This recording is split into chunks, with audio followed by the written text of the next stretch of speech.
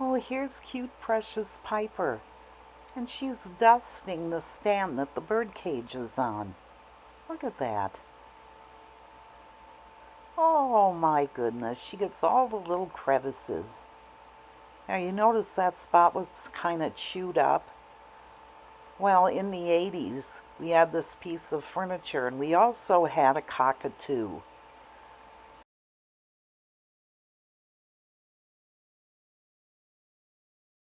And the cockatoo liked to chew on wood. So that just shows what happens. Now we have parakeets. Yeah. But she's trying to polish it up and make it look good. Yeah. She doesn't chew up the wood.